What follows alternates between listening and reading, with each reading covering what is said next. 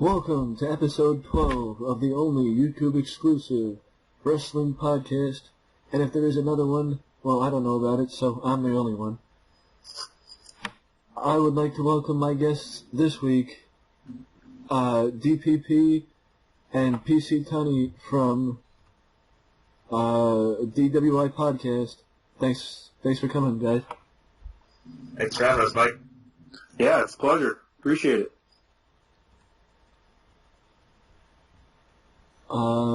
So you guys ready to talk about some wrestling?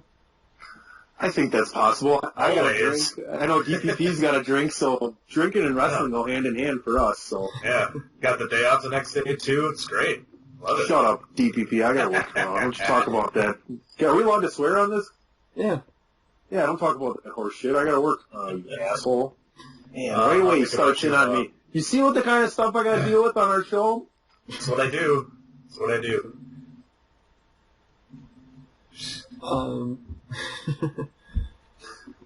So with the 2016 coming down to the wire, where do you guys think the wrestling scene is? Like, do you think it's looking up going into 2017, or? I like the way things are going right now. I can appreciate the fact of, there's talk of Ring of Honor's growing. If we talk about the big three of how they're looking, I guess, like Ring of Honor's growing. We've heard rumblings that they may go to 2 hours, adding a super heavyweight division. It looks like TNA is still holding on. I heard they might be back on pay-per-view soon. So that's good for both of those companies. And WWE, in my opinion, has done a good job with the brand split in the sense that they're not rushing things into making it, they're growing slowly. So I guess those would be my three positives, is try and stay positive. So DPP, fill in the blanks there. Well, I kind of looked specifically at WWE, since I try, as much as I want to follow TNA, I don't follow TNA, and I'm slowly starting to follow Ring of Honor a little bit more, so I'm getting into that. But looking specifically at WWE and their future, I think it looks really good. As much as I don't like the brand split, it's allowed us to have a little more slow builds of talent, like you mentioned, PC. We get a little like what they're doing with Braun Strowman. It's a slower build, building him up as this big dominating guy. We got a guy like Big Cass coming up, who's kind of being built slowly as well, and I think he's probably the next one. We have a lot of undercard talent that's kind of ready to emerge, like Sami Zayn, Rusev, guys like that could be pushed to the main event picture right now. We have a cruiserweight division that got started. We got guys that are being added to the cruiserweight division that can add even more credibility to that division. Guys like Austin Aries. Jack Gallagher. Oh, sorry. Excuse me. Well, I mean, like bigger, sorry, no names. I know. But Gallagher, yeah, one of the most entertaining. But like Austin Aries, you're adding Neville now. Tajiri signed, and he's going to be part of that division. You got guys that are like that. And next year we got returns. Finn Balor is going to be back. That'll just add another big name star. Mickey James just signed a contract. Shelton Benjamin will be coming back. I think he can add some talent. And then you got the NXT. You got a couple guys that are talent ready to move up to the main roster. Samoa Joe, Nakamura, Bobby Roode, Asuka for the women. So I think there's a lot that's ready for WWE, and it's just going to get better next year. I completely agree. I think 2016 has been a very good year for American wrestling in particular.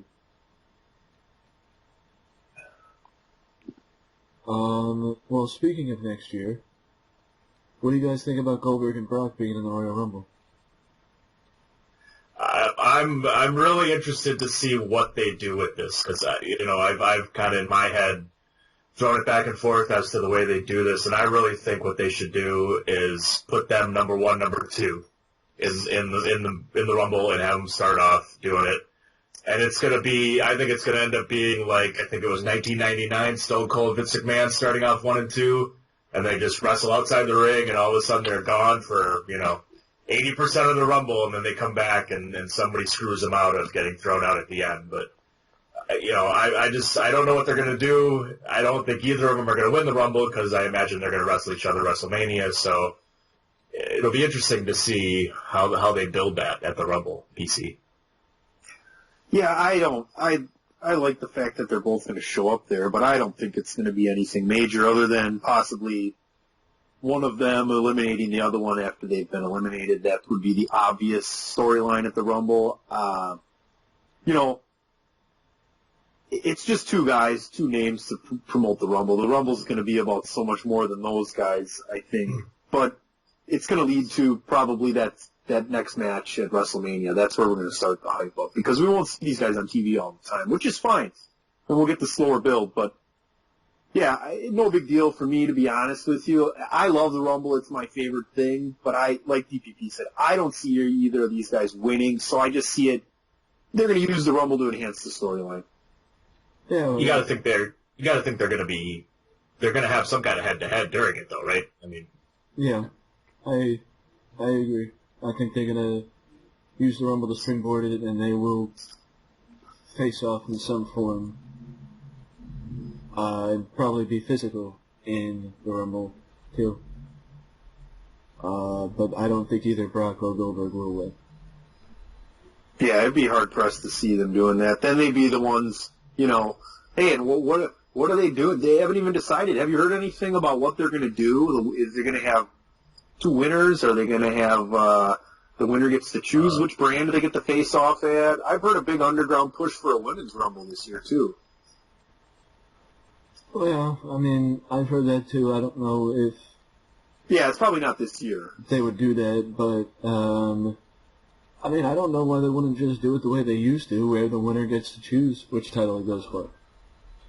I like that, especially with the brand split. That someone from one side or the other can show up on TV consecutively. You can get a name who really isn't someone you really want to push. And you can give them a huge push because they can go on to both shows and taunt guys and not necessarily commit to either side. and you could have the general manager or commissioner try and lobbying them, hey, come on over to SmackDown or come to Raw, we'll do this for you, we got this going. It would make for a little more interesting TV, I think. That's true. That could add a little more. That could add another piece of the puzzle on the build to make WrestleMania. No doubt. Yeah. Well, now we continue to slide down the format with. I know you guys don't know much about TNA and Ring of Honor, but what do you think that both companies can do to maybe keep growing or keep in the right direction? Because I feel like both companies are going in the right direction now, or at least in the recent months, as we head to 2017. What do you think that they could do next year to keep heading in the right direction? I'll be real brief with TNA. Just stick with your own talent and take it slow. You know, there's no reason for them to spend money to bring people in that aren't going to make them money, is pretty much the bottom line. They're starting over again. So find those people in your own company and make them really good, and you'll have people that are really good outside of your company that will want to come in and work with them. So Ring of Honor, on the other hand, DPP and myself are really privileged in the sense that we have a local promotion where we live in Milwaukee, Wisconsin, called Brew City Wrestling. And the Beer City Bruiser, Ring of Honor star, is a Brew City Wrestling mainstay.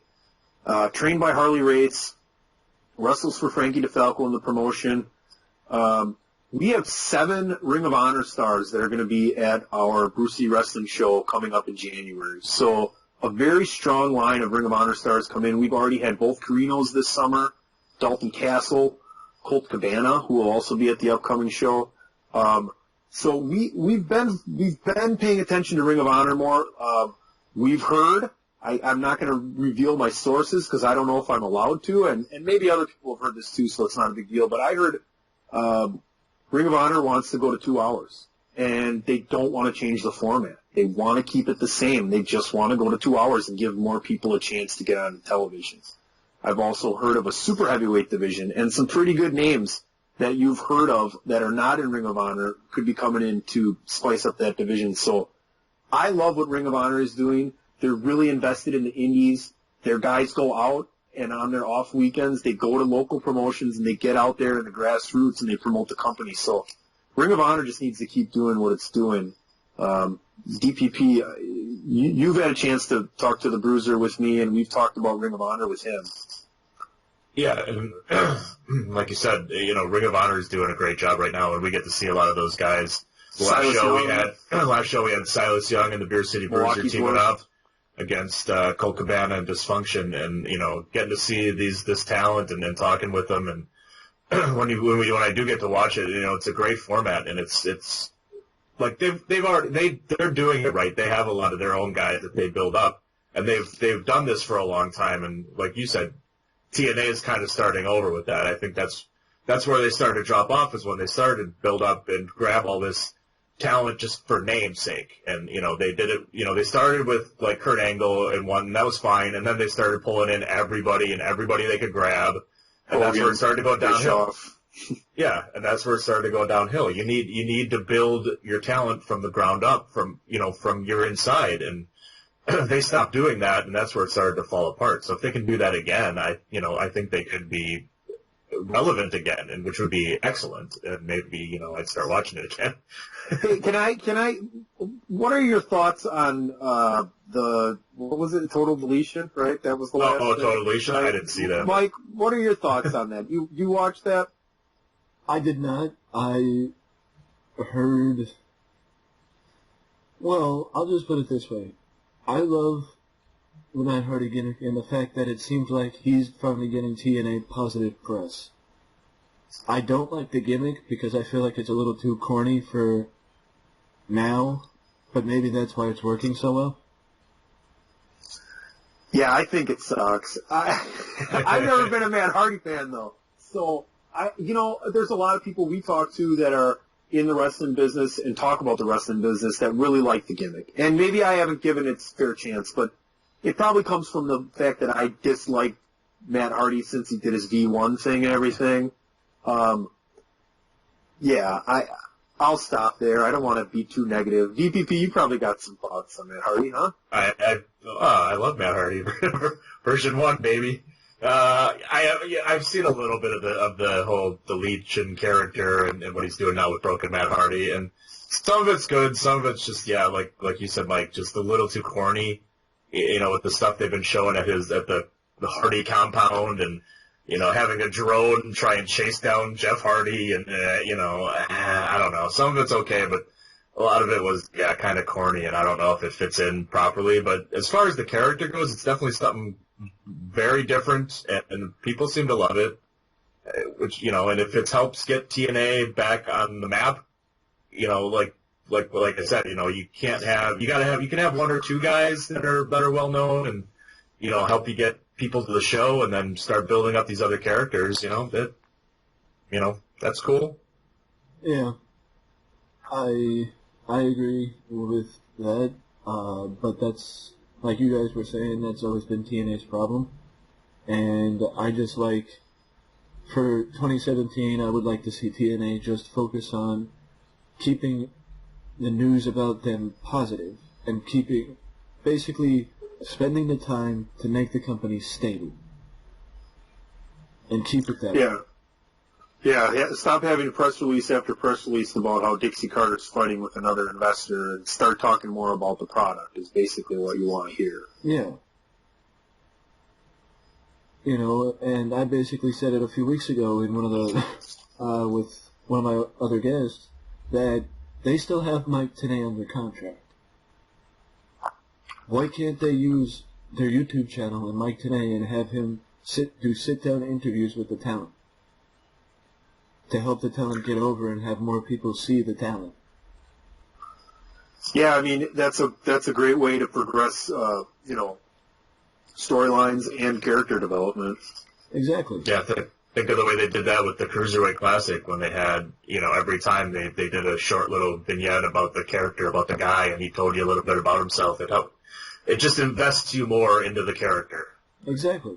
That's the point. And they have a guy who's done it, and if they don't want to put him on TV, even though they should, no offense, Josh Matthews, but, they're basically wasting Mike Tenay. Yeah, Josh Matthews, he's really turned into a little bitch, eh? Yeah. Turned into. When wasn't he? I don't care if you hate everybody you worked with in the past. Shut your fucking mouth, dude. He's burned so many fucking bridges. Well, I mean, I could see him being bitter about never making it as a wrestler, even though he was not very good. Yeah, he had every opportunity to succeed though in when he was in WWE as an announcer. So I don't feel bad for him. I'm glad he's happy where he's at and he's doing okay. So that's kind of how I feel about him. Yeah. As long as he's out of WWE. Yeah, I don't need it. We don't need a fifth announcer on the SmackDown Live crew, Mike. There's a few announcers that I might get rid of right now. Well, now as we continue down, speaking of, once again, the new year, something else is right around the corner, and that is the first announced induction or inductee into this year's Hall of Fame class. So now I'm going to ask you, maybe pick 5 or 6 names that you'd like to see get inducted this year? Who do you think is going to be in the class? I've thought about this. I think the first one that comes to mind is the Dudleys. Just retired. I can't imagine they wouldn't be inducted right away, but you never know. That's kind of first on my list. Demolition. Just getting off the heels of getting their record broken for the longest tag team champions of all time. They could be on there. I've heard a little bit of rumors that The Rock might be getting inducted. Mm-hmm. I think a couple other names I had written down. Honky Tonk Man. I don't think he's inducted yet. Owen Hart. If it's time, hopefully, the family's okay with it now. He's still a well-deserved guy that needs to be put in the Hall of Fame. I'm not a nugget. Enough is enough, and it's time for the Hall of Fame. I just want to say, every time I say that line, and every time we play that line on our show, we mean that in the utmost respect and pay homage to Owen Hart in saying and playing that line because we loved Owen Hart. Just wanted to say that real quick so people don't think we're making fun of him. Yeah.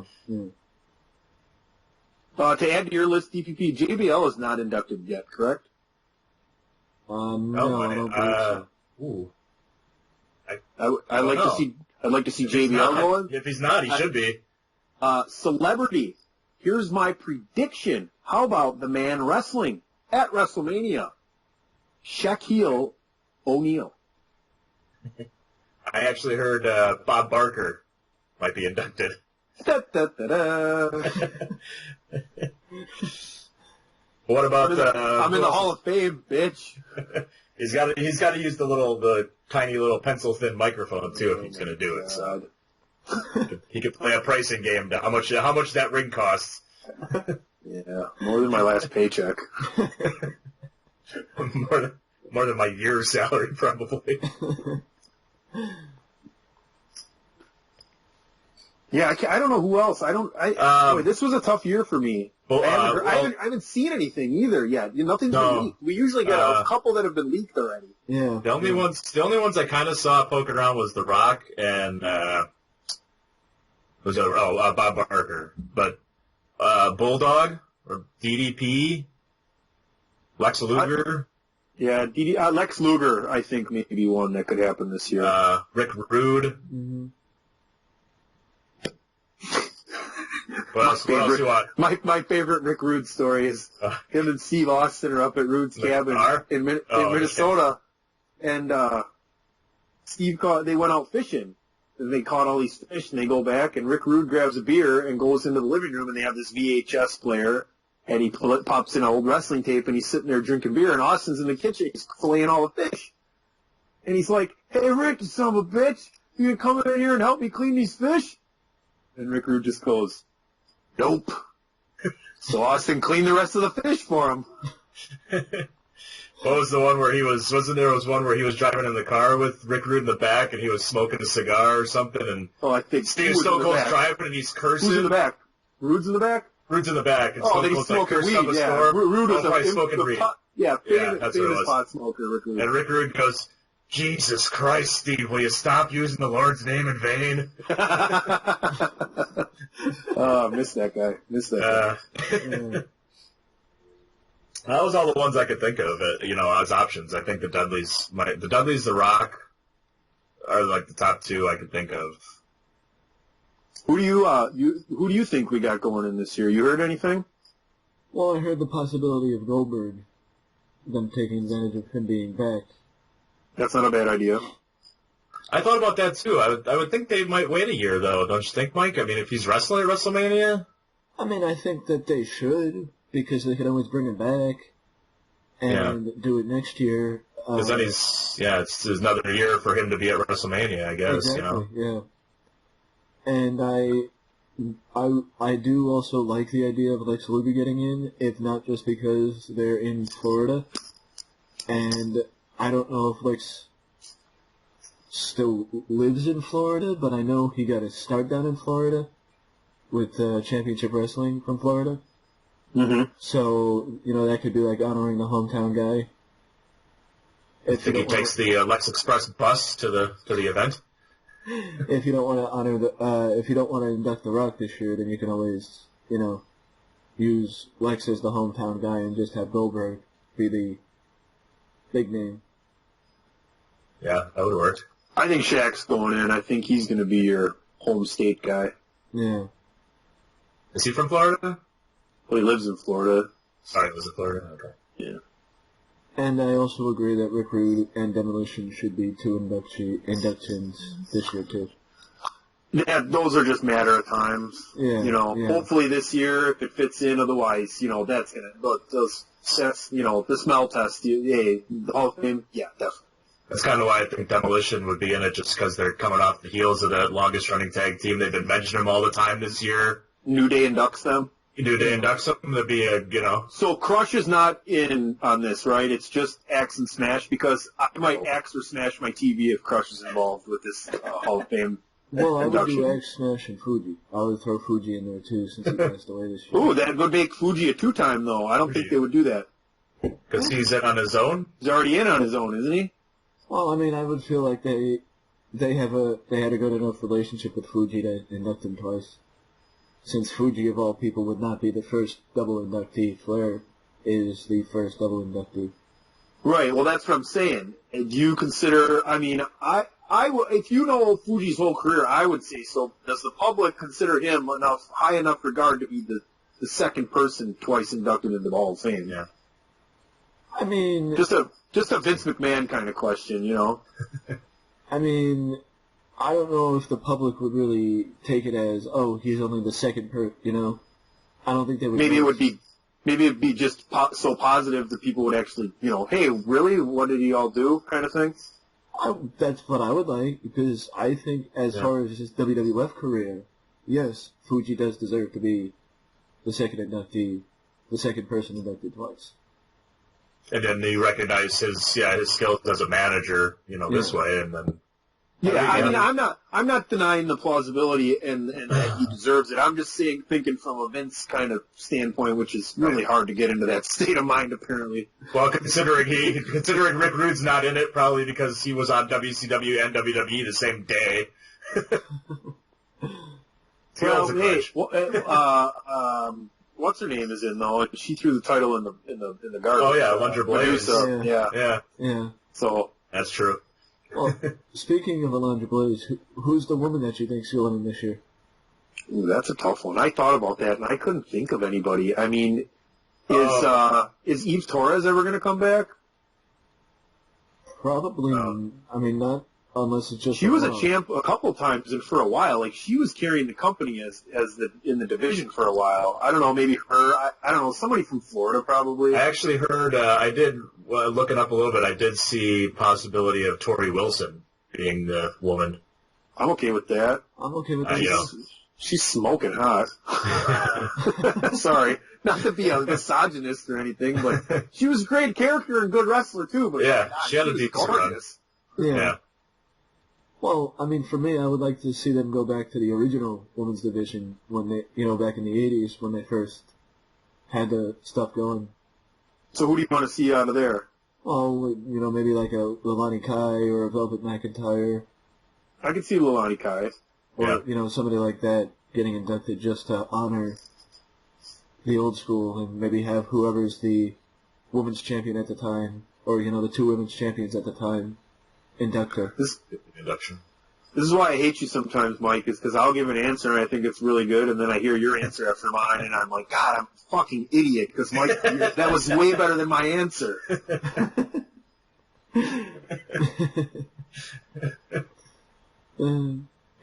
I digress. Well, now, what do you guys think about matches getting inducted in the Hall of Fame? If they make the Slammies relevant, no.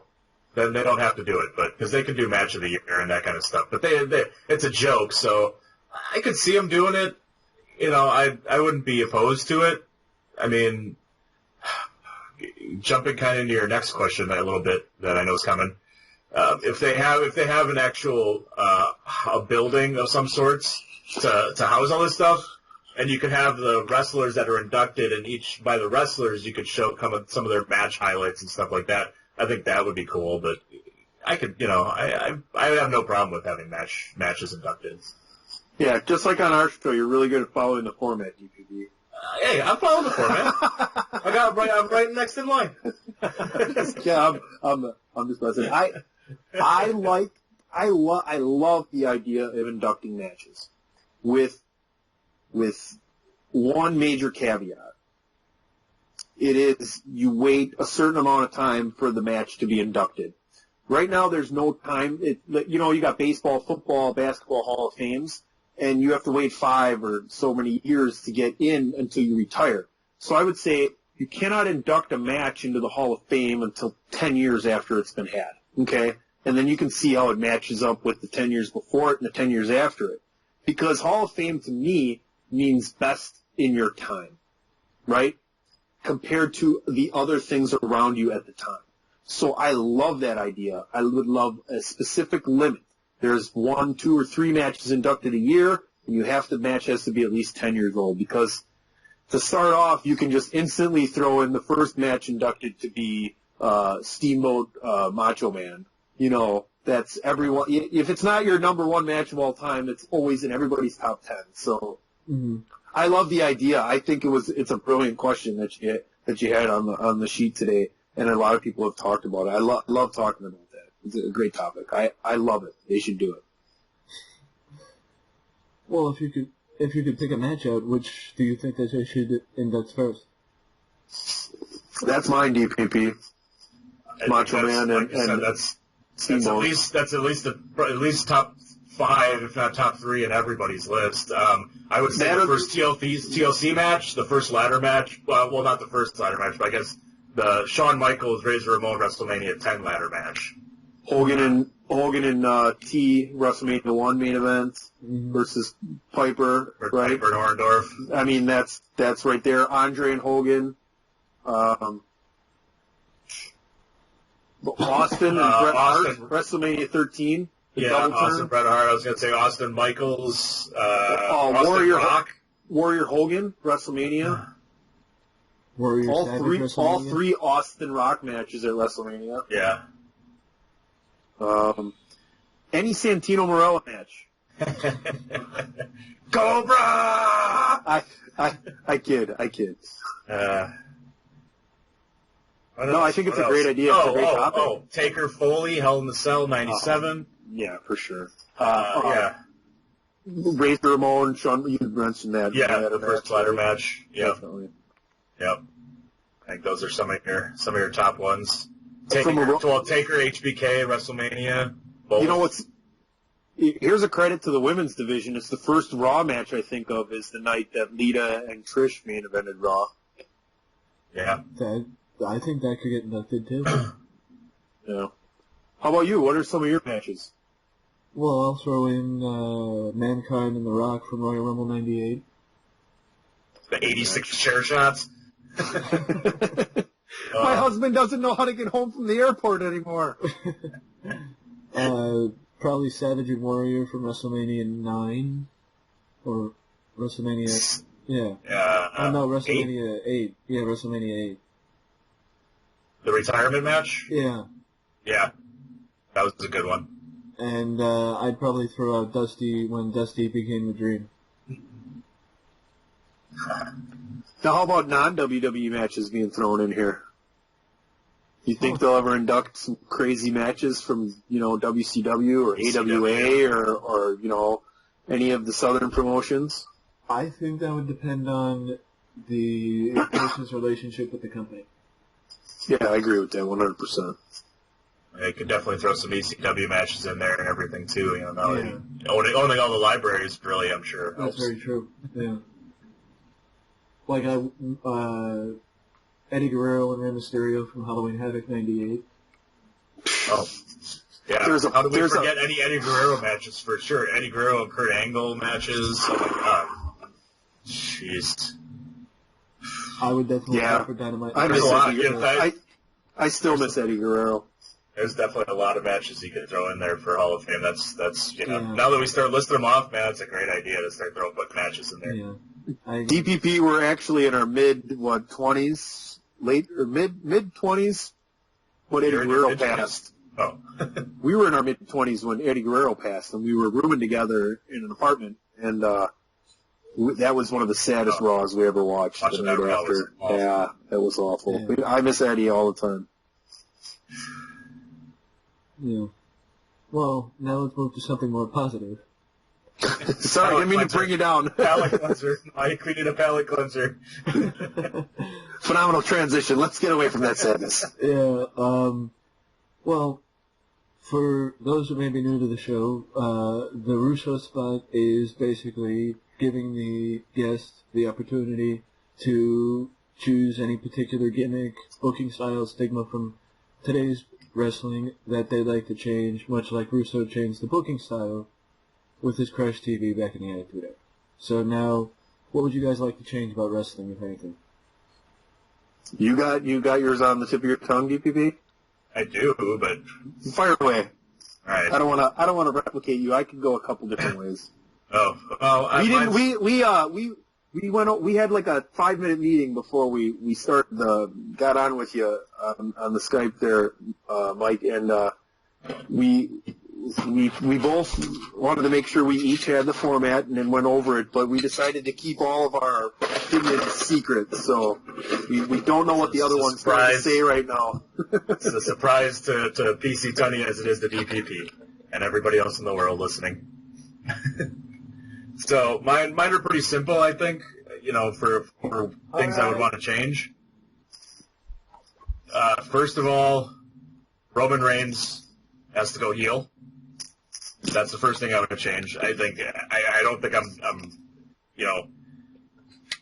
different than a lot of people's opinions on that, because I think everybody wants him to go heel, and I think they just need to push the button and turn him that way, because everybody's booing him. It's just a great time to let him go heel and let him just be himself, kind of, instead of giving him this list of stuff. Here, read these couple lines when you get out there, and he just sounds awful when he reads when he tries to do a promo. If they just let him kind of be himself and just be a heel, and he can do whatever he wants. He can mess up, and he can just play it off and taunt the crowd if he screws up or whatever, and just let him do his own thing.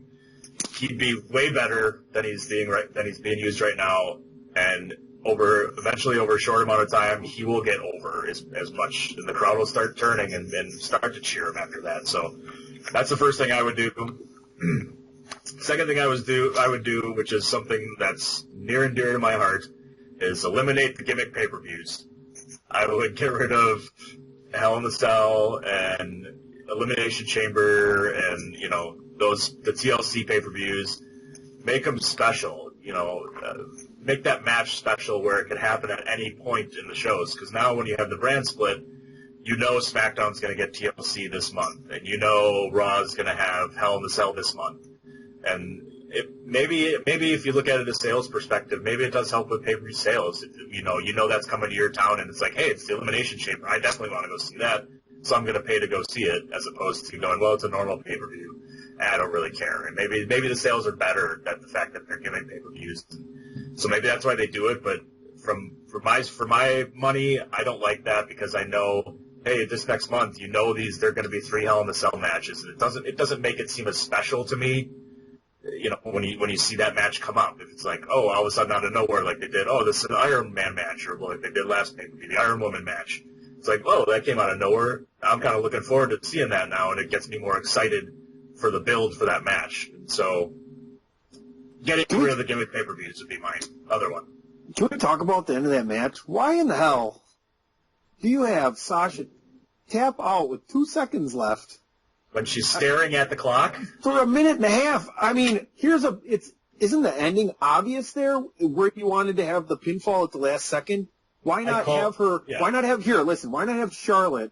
I'm sorry to take your show off the rails, Mike. This is, unfortunately, this is what I do. I'm really bad. But I just had this idea. So why not have Charlotte with like 15 seconds realize that she's not going to tap out? So she gives her a big forearm to the head, stuns her, lets the hold out, bounces off the ropes, gives her the natural selection, right? That's her move. And gets the 1, 2, 3 just before time expires, because I feel like it's more plausible you have less control of kicking out of a 1, 2, 3 because you're stunned, as opposed to, I can't deal with this pain for 2 more seconds. Right. I'm going to jump in, sorry, Mike, but I said this, I was watching it with the Dillinator, for those who listen to the DWI podcast know who she is, but and I said with, I think 5 minutes left in the after Sasha got that pinfall, and went up 2-1. I'm like, oh, she's gonna tap out with seconds left, right when the bell rings, and they're gonna tie and go to overtime. And she looked at me like, how do you know that? I'm like, it's obvious. It's obvious that that's what's gonna happen. And sure shit, here we go. 2 seconds left. Tap out. She looks at me and goes, this is ridiculous. I'm like, how do you know that? How do you know that? Because I'm 35 and I've been watching wrestling since WrestleMania 1. 33 years, yeah. And it's like, I agree with you. I would actually rather have her get pinned or tap out with a minute left, and then Charlotte puts her back into it, and she struggles for those last couple of seconds to not tap out to put it into overtime. That would have made it more dramatic. DPP, we are criminals. We have officially hijacked Mr. Kinko's show. Sorry, we apologize. Mike. Sorry. I get off on a rant. Oh, no, that's the point of the show. It gives me time so I don't have to talk. That's why we have people on our show. Right? It's less work for us. Yeah. It gives the people some time away from my voice. That's what we say. Yep. I think PC, I think you're at your Russo spot now, so you got it. All right, I got 2 things, and I won't go crazy here. I can't promise that, but I'll try not to. This won't happen, and maybe this is something that would only happen outside, excluding WWE, but I'd love to see WWE involved with it in promotional shows. I'd love to see WWE have a relationship with Ring of Honor. I'd love to see them have a relationship with New Japan, and maybe it's not every year, maybe it's every 2 or 3 years we have these huge shows, and you can have monster builds to some stuff where everybody's going to make a ton of money. Everybody's going to benefit from it. Stars are already going to gravitate to New Japan from America, and vice versa, which we've seen. So why not indulge the fans and give them what they really want? I mean, it's a no-brainer in my opinion. It used to happen back in the day with the territories, so that's something I'd like to see. Inside of WWE, I would love to see a new group that I come up with a storyline for that could rival the beginning of the NWO. We're going to redo Legacy. We're going to take every single wrestler. It's a second, third generation wrestler, and they're in this group. Don't matter what show they're on, they're going to help that person out. So you're either a legacy or you're not a legacy. It's real simple. You're either a heel or a face.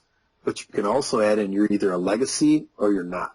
And I would love, absolutely love, and I thought that might have been where they were going with Orton and Wyatt. They're not. But, I mean, that's what I would do. I would do it instantaneously, and I would do it without revealing it for a while.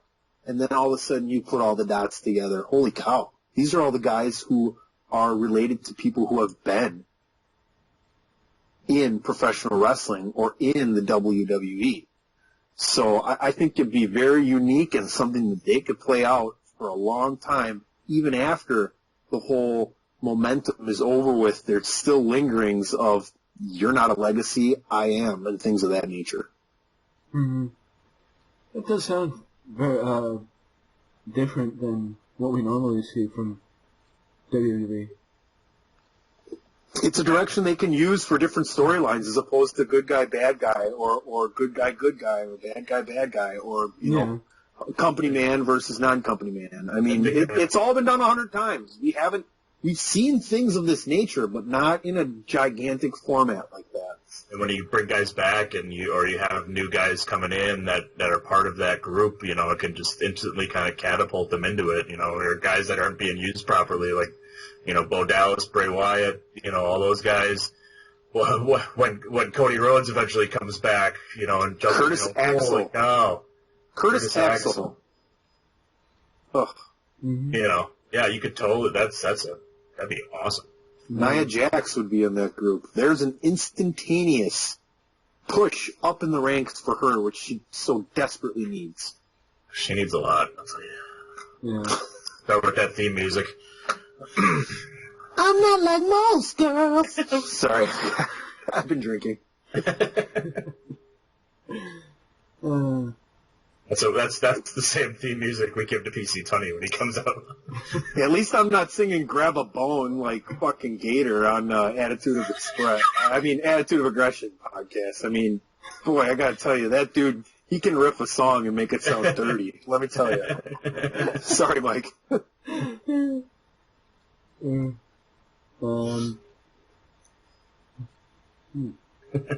We got you so off track, you don't even know where you're at right now, do you?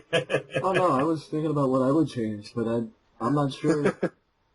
I mean, I'm sorry. I know. I want to know, actually, because every time you give me a new storyline, I like it more and more each time.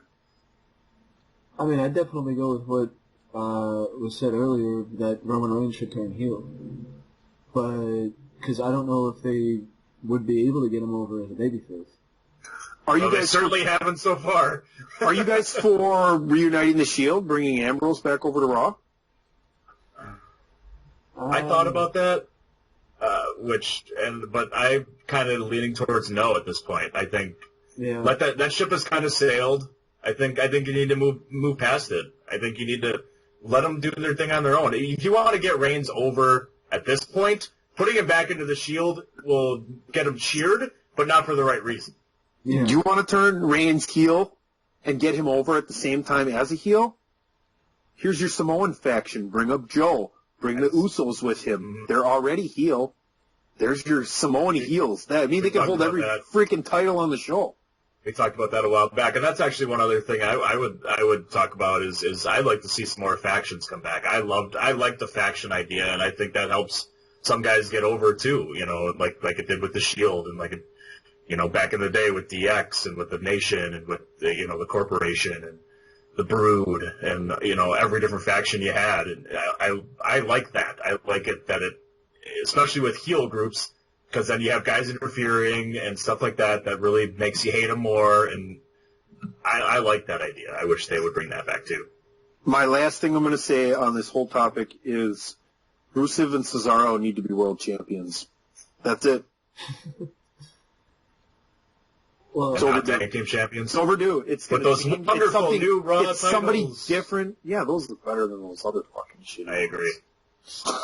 No, they could just get rid of the goddamn Galactic Championship. There's so New Days.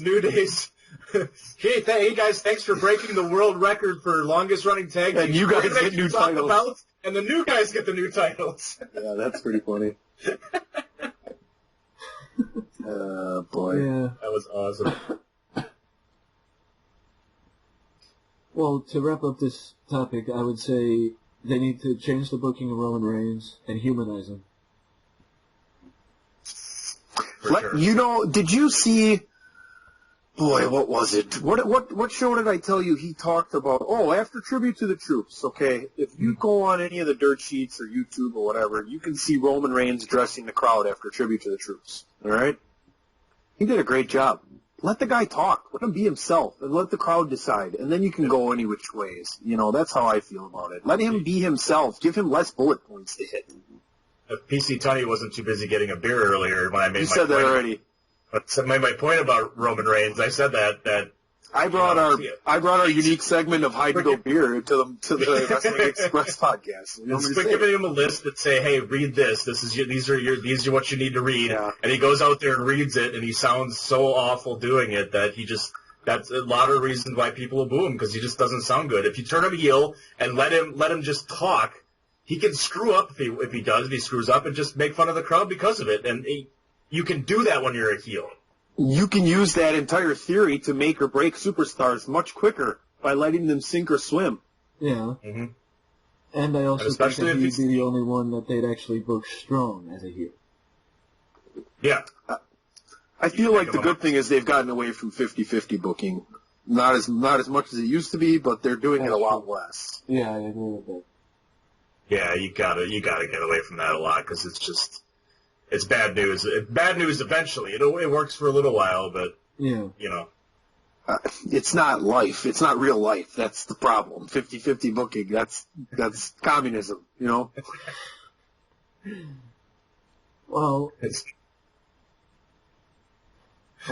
what do you want me to say? It's true. Got 100% booking. Communism is 100% booking. You're doing it this way, and that's it. Yeah, 100% equally booking everyone. That's what communism. Yeah, we're not okay. Sorry, my bad. I did it again. Oops.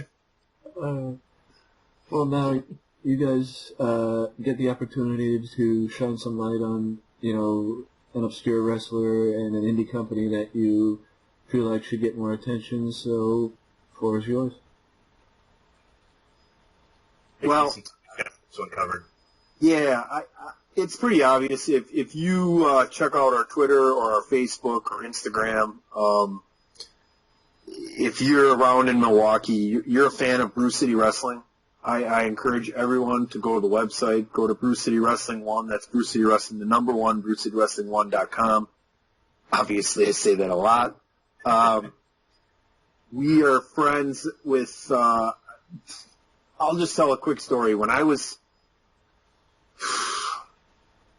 what year was it SummerSlam before Warrior Hogan, DPP? Is that 89? 90 was WrestleMania 6, right? 89. It had been 89, I guess. Because 90 was... What year was WrestleMania when it was Warrior Hogan? WrestleMania was 6. 90, right, Mike? 90. Yeah, I'm pretty sure. Okay, so 90. Right around SummerSlam of 89, I'm born and raised in Milwaukee. My dad played a lot of softball, which is slow pitch beer league softball. It's pretty big around here. It's pretty competitive. My dad got to play with a guy who was from the area and also AWA, was in WWF for a while, Frankie the Thumper DeFalco. Frankie now runs Brew City Wrestling around here. They played softball together, so I'm a big Ultimate Warrior fan, and my dad's telling Frankie, hey, my kid's a big wrestling fan. Well, Frankie comes over, and he's like, hey, kid, your boy Warrior is going to win the title from Hogan at Mania. Now, this is 1989, right? And I'm 8 years old. Like, what? Dad, how does he know this? Are you kidding me? So I got freshened up to the business, as Frankie has said when I told the story early. And so that's just been one of our things, and I've known him for a long time, so we have a good relationship with him. We'll do the pre-shows for him. We'll do podcasts with him. We get to interview some of the Brew City Wrestling stars. Hopefully, we're in talks to interview the Beer City Bruiser soon on our show, and hopefully that'll lead to more stars. I've had conversations with Dalton Castle and Colt Cabana and those guys and stuff, and even more so, the stars of Brew City Wrestling. We mentioned Dysfunction. We had Aesop Mitchell on our show before. These are Dysfunction established indie wrestler. Aesop Mitchell, up-and-coming indie wrestler. These guys travel all over the place. The Brew City Wrestling champion, Sean Priest, His Holiness, we get to talk to him. We get to see all these guys up close and personal. So it's an amazing wrestling federation that we've had a chance to get to know up close. They pack in, 400 or 500 at the Columbus Club, DPP? Mm-hmm. Yep, right in our backyard of West Dallas, Wisconsin. We're 20 feet from the ring. I mean, it's awesome. It's a great full-size ring. Sounds great. Great matches, 7 matches a night. Awesome entrances. Great DJ playing everything down there. So Frankie puts on a great show. We're just privileged to go down there. He also runs a wrestling academy. We've been privileged to go down to the wrestling academy and talk to the guys training in the ring and see how their workouts go and things of that nature. So we've really been lucky to have that connection and be able to work with everybody at Bruce City Wrestling, thanks to Frankie the Thumper DeFalco. And they got, just to add on to that, PC, they have their own kind of WrestleMania. They call it Rise to Honor. That's coming up January 13th. They have guys like, some of their main matches, they have... Let me get the card here, DPP. Okay. I'm just going to say, Dysfunction's going to wrestle the Beer City Bruiser, and then one of the stipulations is that the fans get to bring the weapons. Yep. So, the fans will bring in different stuff that they can use during the match, and you're right on top of the action. Last year they had a cage match as the right. main event. They got, the crowd interaction with a lot of these guys, you have some great guys like JP, Jason Parks, one of our favorites. That's one of the managers and wrestlers, and they just really get into it with the crowd, and they'll go back and forth with you and really get themselves over. And Brandon Blaze, you mentioned Sean Priest. I'm gonna miss a lot of guys that we get to see. Sierra was a really young wrestler. I tell really you what, great. Stacey Shadows is amazing. Stacey Shadows, awesome indie wrestling woman champion. But Sierra, to bring up, very young, 17 or 18 DPP. Yeah, I think 17 years old right now. Honestly, she was at did you hear about that Rise they had for the women? Mike? The Rise promotion? Who ran that, DPP? Do you remember who they said that was? I don't remember who ran it. It was in Chicago. Right. So they had this, it was called Rise. They had 32 female wrestlers down there. They gave a chance, and she was down there, did great. So, I mean, look for her to come up on the indie scene. I wouldn't be surprised to see her possibly in Women of Honor. I mean, maybe a year or two. We've had a chance to talk to her for a while. So this is their big show, okay? This is their WrestleMania. It's January 13th. This is the lineup that they've put together for a local indie promotion. Fans Bring the Weapons, Dysfunction, the reigning Bruce City Wrestling Heritage Champion, their equivalent of the United States or IC title. Title not on the line, but he's wrestling Ring of Honor superstar Bruce City Wrestling's own, Milwaukee's own, Beer City Bruiser, Fans Bring the Weapons match. Colt Cabana versus BJ Whitmer. Stacey Shadows, who we talked about, will be facing ODB. Pentagon Jr. will be there, taking on Bruce City Wrestling's own Justin Dredd. The BCW Tag Team Championships, Hardcore Impact. These guys are great indie wrestling. Awesome guys. They got the look. They're seasoned. They are powerful. They do great. They remind me of the Steiner brothers a bit. So, Mike, let me ask you. If you could see one tag team from Ring of Honor face off against a big, imposing tag team, would it not be War Machine? Wow. That's right. Hardcore Impact versus War Machine. Then we have a fatal five-way for the Bruce City Wrestling Heavyweight Championship and the AIWF Northeast Championship. Sean Priest, Max Holiday, Jared Jacks, Brandon Blaze, all Bruce City Wrestling originals, with the Monster Cahagas, AIWF Northeast Championship. If you haven't seen this guy, look him up. He is an absolute monster. And then, our own Tyler Sunday, the Ice Cream Man himself, an awesome Bruce City Wrestling original, will be taking on none other than Cheeseburger. Now, tell me that's and your Sunday, your ice cream. Tell me that's not an awesome lineup for an indie promotion. They're pulling out all the stops for their big pay-per-view. Yeah, I mean, we're super excited about it. I appreciate you giving us the chance to hype it up on here. I mean, we got 7 Ring of Honor stars and Pentagon Jr. coming up from Lucha Underground. So, I mean, it's going to be a hell of a show. Not to mention all the great stars we have there. Yeah. So, props to Bruce City Wrestling and the roster of Bruce City Wrestling for this being this week's Indie Company of the Week. Now, moving forward, and I don't know if you guys are aware, but in the latter part of January or early February, both Pro Wrestling Illustrated and the Wrestling Observer newsletter comes out with their year-end awards that they do every single year. And yes, I believe Meltzer more so focuses on Japan than the United States, but PWI is the United States as well. So I wanted to get your guys' opinion. What was your favorite moment of 2016? For me, I think my favorite moment is more of a all-encompassing of the Cruiserweight Classic. I think it was just a great idea. It brought all these different young superstars into the limelight and got them to showcase their talents. And, it was another division that I think WWE needed. And it was a great international promotion to bring all these people together, and some just absolutely incredible matches that we got to see out of this. So for me, the moment, I think, for me, was just the total Cruiserweight Classic event. I'll keep it WWE since that's what we kind of specialize in. And it's not because we dislike, well, for me it's because I dislike TNA, sorry. But it's not because we dislike New Japan or Ring of Honor. We just really don't have the time. DPP coaches and he travels for work. I work retail, so I work all weird sorts of hours, and I still play a lot of sports at a very high level. So 9 hours is a lot already. Yeah, but in a week. For me, the presentation of the WWE Women's Championship was awesome. We've been waiting for that. I've been waiting for that. What a beautiful title that they presented that night. And I'm glad they got rid of the Divas title. I didn't think it was as horrible as people thought it was, but at the same time, WWE Women's Champion sounds a lot better than WWE Divas title holder.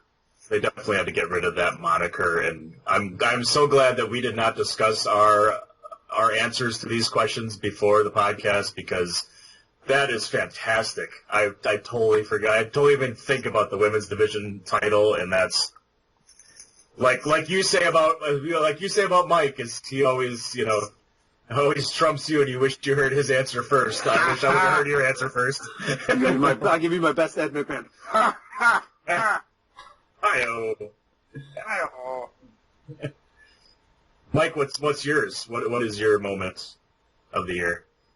Well, I'd probably say when the clock struck 0 at the Royal Rumble and AJ Styles officially made his WWE debut. Yeah, that's number 2 for both of us. Sorry, I didn't mean to cut you off there. That was awesome. That was my number 2. Well, now as we, continue to slide down the list, who would be your wrestler of the year? First, I'll give you my male superstar of the year. Well, I'll stay WWE style. Sorry. If I had to give you an ROH star of the year, it'd be Jay Lethal. But I'm not going to really get into it. I haven't really been paying as close attention to as I could. WWE, my male superstar of the year, and I'm going to present it in this fashion just because my male superstar of the year would be The Miz. I think he's been awesome. Maurice is back. What he's done for the IC title, yeah. What he's done I've always been a big fan. But my superstar of the year, my wrestler of the year, would be Charlotte Flair. Cannot disagree with Charlotte Flair. That was my woman wrestler of the year as well. 15 pay-per-view wins? She'd be my overall wrestler superstar of the year, bar whatever, even if we're including Martians and animals. I don't know, that goat back in January really did it for me when in that Mexican league there. He was a badass. Hey, that's a donkey, my friend. But my my male wrestler of the year, and the reason I did not use him as the moment of the year for the Royal Rumble, because my wrestler of the year is AJ Styles. From start, when he came into the Royal Rumble, it seemed like he had to get his footing a little bit for a month there, trying to get comfortable with the WWE style on the mic. And I think after he got comfortable, especially when he turned heel, he has just blown up, and he's always been an amazing superstar, and I think he's taken it to the next level and is just absolutely amazing in the ring, and that is my number one, hands down this year. I can't argue against AJ. I just think that I think AJ is going to be twice as good in 2017. Well, then he'll be Wrestler of the Year 2 years in a row. Two-time Wrestler of the Year. And Miz would probably be my number 2, actually, PC, because again, what he did for the Intercontinental title and what they wasted with the Intercontinental title in him is just a shame. So. I'm very interested as to. I feel like it might be AJ for you, Mike, but I'm really interested to hear what you have to say. Well, first I do agree that by far Charlotte is the female wrestler of the year.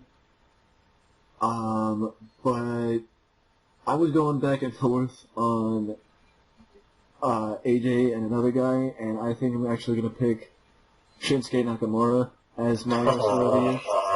Can't go wrong there. Yeah, easily in the top 5 of anyone. Because I also think that his match with AJ or his match with Sammy could win the match of the year this year. Yeah. That is true, actually. His match with Sami Zayn was just off the charts. That was absolutely amazing. I mean, are we doing match of the year? Yeah, why not? That's how can you argue? It's tough to argue that one. There's a lot of good ones. Right. I mean, Shinsuke and AJ, that was this past year, right, in New Japan? Sami Zayn. At Wrestle Kingdom. Shinsuke and AJ were at Wrestle Kingdom 10. Right, that's what I'm talking about. I personally, that was a great match, but I personally would pick Shinsuke and Sami Zayn because I expected a really good match that night, and I saw something that I couldn't stop talking about for a while, so kudos to Sami Zayn to stepping up to. I knew how good Shinsuke was coming into that match. I knew Sami was good. I didn't know he was that good, and that to me that made that the match of the year in my opinion. I can't stop thinking about. My mind just goes right to that match when I think about the best match this year. There was a couple in the Cruiserweight Classic that I could think of. I can agree with that. Ibushi and Cedric Alexander, that match was pretty awesome. But the fact that that there was one match this year that a crowd chanted, "Fight forever," and I don't think you can pick any other match besides Nakamura and Sami Zayn for that. That's a good point. Is there any other ones that you can think of? I mean, there's a bunch. I think the Finn Balor Samoa Joe matches. For me, most of them were NXT main events that I thought were the best ones. That's true. I agree. One of my favorite matches of the year just happened was when Sasha beat Charlotte on Raw. Wow. I was going to say the Raw match was really good. When she tapped her out over the rail, right in those fans' laps, I mean, the whole match was great, but that was an awesome fucking match. I know it's probably just recent on my mind, but over the last few months, that's one of the best matches this year. Well, just as a cheap plug, I'll say that the fans voted the DIY versus the Revival from NXT TakeOver Toronto. And again, how can you forget about that match? That was 2 out of 3 falls. That was absolutely amazing. The problem with the Revival is, and no disrespect to DIY, is every single NXT TakeOver tag team title match they've been in has been one of the best tag team wrestling matches I've seen in a while. These guys are doing everything right that has to do with tag team wrestling, and I hope to God that they let that transfer into the WWE, because these guys are going to be the next hot thing in tag team wrestling. They're going to dominate the division. They need to. They need them on SmackDown. I agree. They definitely need them on SmackDown. But what I said... Tag team of the year for sure. Yeah, there you go, tag team of the year too. But what I've been saying for months. I'm just making up shit now to cover my tracks. We need more of the year's tag team of the year. Yeah, Corey Graves, announcer of the year. Was DPP, DWI Podcast, editor of the year. He's our only editor. He's the only editor, though. It's like picking your favorite child when you only have one. I'd pick my favorite booger, it'd still be me. Oh, my God. You had to go there, didn't you? Well, we were talking about picking, and that's my favorite. You can pick your friends, you can pick your nose, but you can't pick your friend's nose. Well, he's drunk enough. How's that beer going down, PC? I'm not staying over. Back to my time. Let's stop if this. You pick my nose. You're off the rails again. My bad. Yeah, sorry. Let's reel this back in. It's going to be the longest show you've ever had. But I really do think they screwed the pooch again on this whole build of having a long-running champion and just kind of throwing it away. And I've been saying it for months that what needed to happen, whether it happened right before they broke the record or sometime after they broke the record, is the Revival needed to come up and take those titles off the New Day, and it would be instant, huge pop, huge over with the crowd. That would have been just a great moment. And he needed to have somebody like that take those titles off of somebody like the New Day who held it for 483 days, I believe. So, but I digress. Mike, let me ask you a question.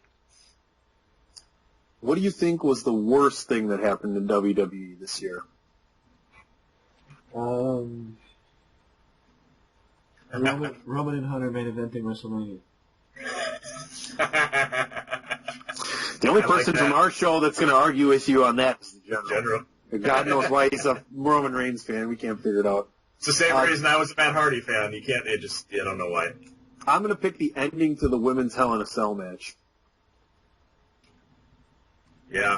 Get her through the table somehow. I don't care how. What? Get her through You didn't like her just tossing her and letting her roll off like a rolling pin off the table twice? Oh, jeez. Mine would be Dolph Ziggler defeating The Miz for the Intercontinental title in his retirement match. Why? We could have been sitting on another title-breaking run and giving somebody else a rub right now. A complete waste of the Intercontinental title. What a rub for Ty Dillinger to come up at possibly the Royal Rumble or a pay-per-view before WrestleMania and take that title away from Miz and then go on to WrestleMania and have a match. There's your 10. Yeah, you're right. That is a 10 storyline PPP. I see you flashing the 10.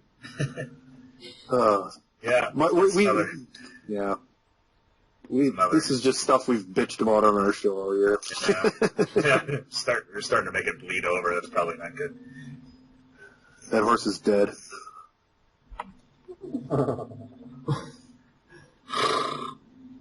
Well, we can keep it going with who do you guys like to see in WWE next year?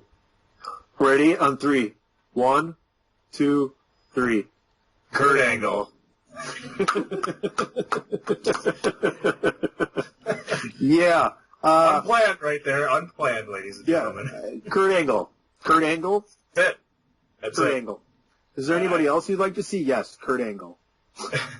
Hulk Hogan. I think he's probably... Hogan's going to be back. He'll be back. I don't think it'll happen this year, but I'd like to see... Obviously, I'd like to see Cody Rhodes come back as soon as they... Whatever. The Briscoes. Yeah. If there's anybody that's in another promotion right now that I would love to see in the WWE, it would be the Briscoes. Another one I had written down that I kind of like to see come back is John Morrison. Yeah. Back and get another run. Yeah. I think he's a little too out there, though. I don't know. I don't think his mind's on it. Rey Mysterio? Yeah. It's all guys that have been there before. I think Angle and Mysterio are the only two guys that are really... Maybe you can kind of throw Morrison in there that have been there already that would come back. Yeah. I'd love to see like a Dalton Castle or a Colt Cabana jump ship. I mean, I don't think they'll bring Colt back, but although he's not much friends with Punk anymore, so there's another guy I'd love to see. I was going to say CM Punk would be awesome, but I don't think it's you can hope for CM Punk in one hand and shit in the other and see which one fills up first. Well, after he gets his ass beat at his next UFC fight, maybe he'll be like, I'm sorry, Vince, can I come back and best in the world, man? How about AJ Lee? If CM Punk doesn't come back, I don't think she'll ever come back. That's You know. Yeah. Well, marriages don't last that long anymore, so we'll see what happens there too. How about MMA stars? Ronda Rousey? Rousey. I mean, Who was the other guy they were talking about? What's his Irish ass? McGregor? How about Conor McGregor wrestling in a SummerSlam match against somebody or something? That's going to happen at some point. It's definitely going to happen. I mean, I just think they would have a tough time with, people saying, oh, those guys can't lose. They're actual fighters. How about Conor McGregor versus Brock Lesnar? There's your biggest selling pay-per-view of all time for Vince. Yeah. And you can pay them each $5 million for that. They don't even actually have to hit each other, and Vince is going to make over $100 million in one night. I'd do it at SummerSlam or Survivor Series. I'd do it tomorrow in my backyard if I could. You don't have $5 million. You don't have $5. Yeah, I think Rousey is very plausible. Yeah, I do too. I think Rousey's almost like for sure at some point going to be doing something as soon as she decides she's done with UFC.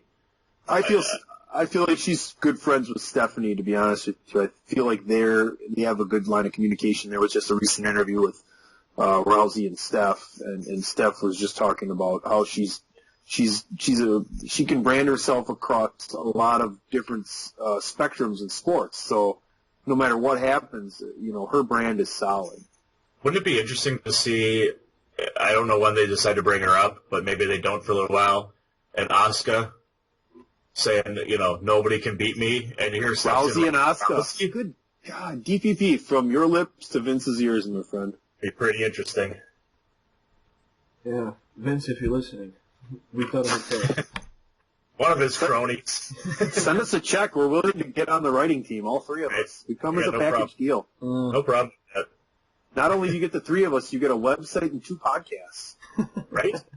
All extra followers for you. I'll sign that deal with you guys if you're in. And TNA, if you're listening, don't worry. Oh, God. Yeah, I'm in for that, too. I'll have to turn around. I want complete creative control if we sign that deal, though. That's the only way I'm signing that one. I'm sorry. Matt Hardy needs to listen to what I have to say. Mike, who do you want to see in WWE that we haven't mentioned so far? Well, I definitely throw Shelton Benjamin in there once he's healthy. Yeah, I think we both assume that that's going to happen. That's the plans from what we've heard. Yeah, I know he's like a 100% coming back. Yeah, I was very disappointed when he got hurt right before he was supposed to debut. I'm I was so looking forward to it. I just got to say this real quick before you go into what you're going to say, and then I won't interrupt you. But as far as the number one person I don't want to see in WWE anymore, that's Kurt Hawkins. So, sorry, go ahead, Mike. Kurt Hawkins doesn't do push-ups; he pushes the world down. Kurt Hawkins. Kurt Hawkins doesn't suck in WWE. He sucks. He's not even on Kurt WWE Hawkins. Boy. But he must be notoriously known for being on time and showing up. That might be the only way they brought him back. Hey, at least Kurt will show up. All right, bring him in. Okay, sorry, I'm done. Yeah, I'm done now. Sorry, Mike. You want to carry around that cane? Oh, I suppose. God. Fine. Just get in there. Hey, coach, I'm ready to lose. Who do you want me to fight? All right, just go. Who's up next? Just let him put him in there. It's like Rudy. Oh, man. I'll throw Adam Cole and Mike Bennett. Those are two I would like to see. And Chris Hero, too. Oh, Chris Hero could be one, too, yeah. Yeah. There's a lot of TNA stars. They're not TNA, but... Did you hear the rumor that AJ wanted the Young Bucks to come with him when he came to WWE? I think the Young Bucks even second that AJ did want him to come, but with the fact that they just signed a 6-figure contract with New Japan, I don't think they're going anywhere. Right, no, yeah, and that's the whole thing. And that's part of the problem with a lot of these guys, like Kota Ibushi, for example. The exclusivity of the deal that you have to sign with WWE is way more than they're used to. Yeah. I mean, just look at Liger, him coming to WWE, and he just did, I think, 2 or 3 appearances for Ring of Honor this year. Sure. Yeah. Tough. Well, what about Benjamin being one of the surprise entrants for the Rumble? Because I think he would be more likely than Finn Balor. Yeah, I don't think Balor's going to be ready. Definitely on Benjamin. That'd be great. I would mark out as I usually do in most events of wrestlers go. Speaking of things that happened, and my biggest mark out of the year was when Zack Ryder won the IC title at Mania. I went nuts for DPP and the General and Mike Mann tell me to shut the hell up and sit down and go have a beer. I was just flipping the fuck out when he won that title. Sorry. That's disappointing too. Just real quick on that the fact that he lost it the next day, why not? That was the start of the Miz, though. Yeah, but why not give Zack Ryder a couple months with the title or something? But or why? Yeah, I don't know. But we're not talking about Mania here. We're talking about next Mania. Well, it's right around the corner. We can jump to any topic from any other topic, Mike. It's a deadly disease. Well, now it's up to you guys to, build up anything you have coming up. I'm presuming next year. I don't know if you guys have another recording before the end of the year, but if you have anything coming up that you like to hype or anything of that nature, you got the floor. We will have 2 more shows before the end of the year. 2. We'll be recording one tomorrow, talking pretty much about the same stuff we just talked about right now. No, we'll have a show this weekend. DPP will get through that and post that up, and we'll definitely have our year-end show next week on the DWI Podcast. You can follow us on Twitter at Podcast DWI. You can check us out on Facebook at facebook.com/DWI Podcast. And on Instagram? From your aforementioned Brew City Wrestling news and events at It's Me DPP. So, yeah, Brew City Wrestling, check them out. Brew City Wrestling, the number 1, BrewCityWrestling1.com. That's a big part of our what's going on. Rise to Honor show we talked about, that's coming up. So look for interviews from Brew City Wrestling stars on iTunes and Podomatic from us. We just had Scott Mitchell on our last show, one of the Brew City Wrestling original young up-and-coming stars. So check that out, and hopefully we'll have a few more before the Rise to Honor show. I'm going to make it happen. We're going to have the Beer City Bruiser before the Rise to Honor show, Ring of Honor star. We would also like to sit down with Frankie DeFalco, Brandon Blaze, and Sean Priest, who are going to be in the Fatal 5-Way. I'm in efforts to get them on. We're also talking to local ESPN radio affiliate 540 ESPN in Milwaukee, Gabe Neitzel. We've been talking to him. We're going to get him on. He works for ESPN, branch of the big ESPN radio network. Huge wrestling fan. Huge wrestling fan, does a great afternoon show on here in Milwaukee, so we're efforting that. We're going to branch out a little bit. Hoping to do more interviews, do more shows, do more stuff for the Wrestling Express. If you ever need us, let us know. We've had a blast being on the show. We got to have you back on the show. That's going to happen for sure. Yeah, I mean, that's what's coming up for us. DPP, am I missing anything? I think you got it. I mean, most of our podcasts, they'll usually drop on Saturdays. Usually we record them Friday evenings, and then I, edit them up Saturday mornings because I'm usually been drinking or I got basketball in the morning, on Saturdays, so I don't really try and stay up to edit them. So I usually do it on Saturdays. So most of our podcasts drop on Saturdays on iTunes and Podomatic, so check them out. And the reason it takes so long to edit usually is because of me. Well, yeah, I gotta edit. I gotta make you sound good. And I appreciate it. I always sound awesome, as I am. So, but that's our stuff. I think that is what we do. Yeah, I mean, and our bigger picture focus is really we've created a good pentagon, which I call the Paramount Pentagon of pro wrestling news and podcasting, and I'm sure you've heard this, Mike, because you're one of the legs of the Pentagon. The DWI Podcast, Wrestling Express, WrestlingExpress.net. Check everything out. Everything you need is right there. The Sunday Segway Podcast, Kenny. The Attitude of Aggression guys, them. And next week, we will be having the Wrestling Happy Hour guys. Follow them on Twitter at DannyWHH Podcast. So these guys are good. They're coming up on 30 episodes. 3 guys. One of them used to be a comedian. They love to drink, and they love to talk wrestling. So it's just broadening our horizons and trying to get out there and present wrestling to people in an entertaining, fun, different kind of way. I've actually had Danny on the show before. Awesome. Sweet. So you caught us. We haven't listened to every episode of your show. I haven't listened to every episode of my show. You know how neither have I. I haven't listened to every episode of my show. And the saddest thing is I've listened to every episode of our show. I edit the podcast and I still don't listen to the whole thing. I just got to make sure DPP. I'm quality control, so. Yeah, you make sure it sounds good after I edit it, because I just mark down the times I need to go look at it and make notes and cut them up, you know. Yeah, so, I mean, I appreciate the friendships that we formed between all of us and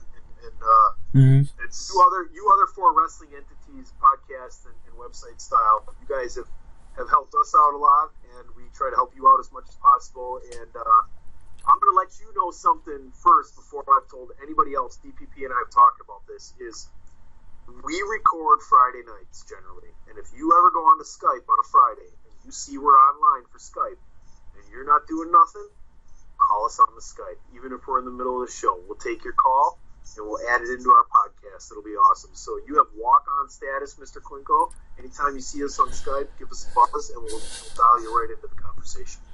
That sounds great. Maybe I'll have to take advantage of that someday.